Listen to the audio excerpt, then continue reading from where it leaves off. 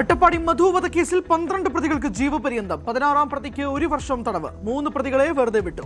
മധുവിന്റെ അമ്മയ്ക്ക് 30 ലക്ഷം രൂപ നഷ്ടപരിഹാരം നൽകണമെന്നും ഹൈക്കോടതി. പ്രതികളെ വെറുതെ വിട്ടതിനെതിരെ അപ്പീൽ ആലോചിക്കുമെന്ന് മധുവിന്റെ കുടുംബം.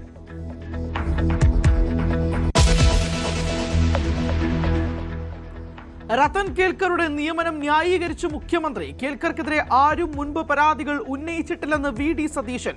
IAS ഉദ്യോഗസ്ഥരുടെ നിയമനം ഭരണപരമായ തീരുമാനമെന്നും മുഖ്യമന്ത്രി.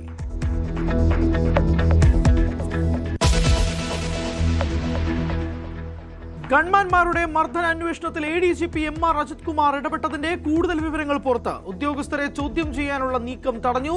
തെളിവ് ശേഖരണത്തിനും തടസ്സം നിന്നു. SITക്ക് മൊഴി കിട്ടി. SITയുടെ ആദ്യ റിപ്പോർട്ട് ഉടൻ സമർപ്പിക്കും.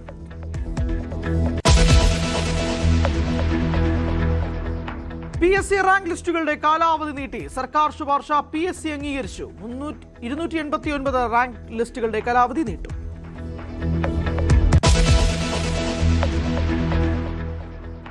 മലയിടം തുരുത്ത് നിവാസികളെ ഒഴിപ്പിക്കാതെ പറ്റില്ലെന്ന് ഹൈക്കോടതി. സാങ്കേതികത്വം പറയരുതെന്ന് സർക്കാരിനോട് ഘടിപ്പിച്ചു. 2 ആഴ്ച സാവകാശം വേണമെന്ന സർക്കാർ ആവശ്യത്തിന് അംഗീകാരം. ജനങ്ങളെ സർക്കാർ സംരക്ഷിക്കുമെന്ന് മുഖ്യമന്ത്രി.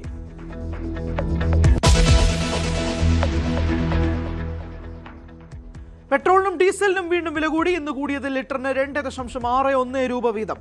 10 ദിവസത്തിനിടെ കൂടുന്നത് 4ാം തവണ. പശ്ചിമേഷ്യൻ യുദ്ധം പ്രതിസന്ധിയാകുന്നു.